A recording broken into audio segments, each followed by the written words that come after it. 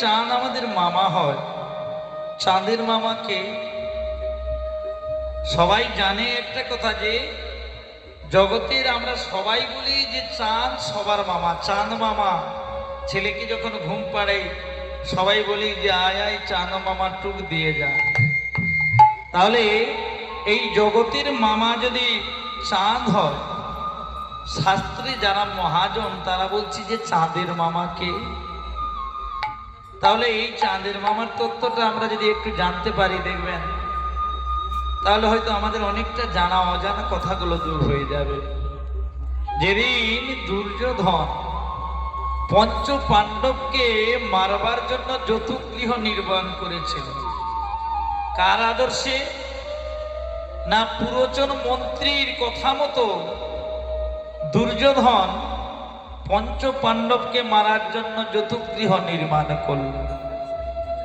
ওই যতুগৃহটা নির্মাণ হয়েছিল চর্বি, মোম এরকম কিছু দ্রব্যের দ্বারাই যতুগৃহ নির্মাণ হয়েছিল।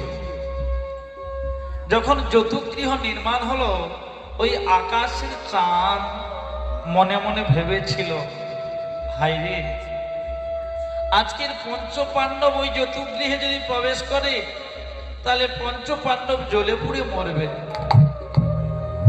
আর তার সঙ্গে যদি আমার কৃষ্ণ আছে তাহলে আমার কৃষ্ণের কি হবে?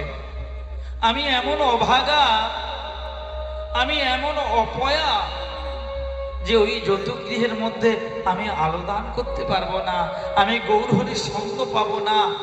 হে দয়াময়, আমি যদি পঞ্চ পাণ্ডবের মধ্যে কেউ হতাম তাহলে আমিও তোমার সঙ্গে থাকতাম দয়াময়।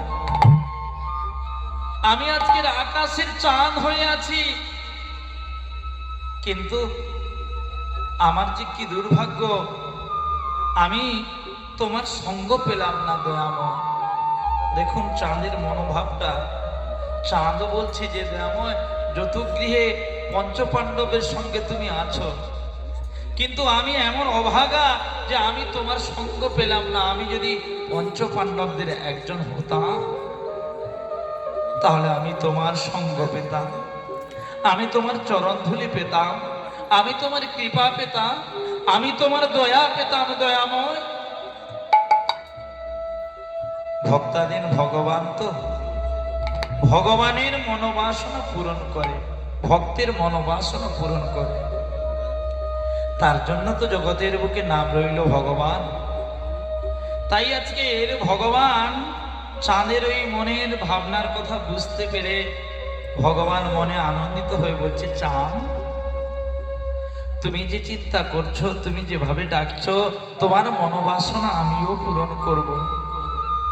জগতের প্রত্যেকটা মানুষের মনোবাসনা আমি পূরণ করি, আমিও তোমার মনোবাসনা পূরণ করব। তাই আজকে কি করলো না, ভগবান ওই ডাকে সাড়া দিল।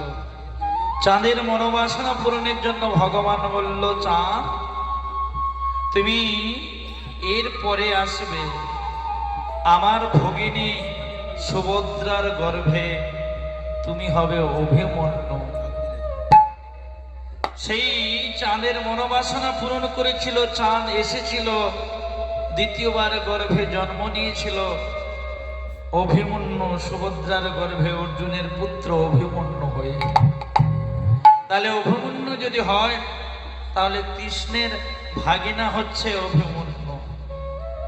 তাহলে জগতের মামা চাঁদ, চাঁদের মামাকে না ভগবান।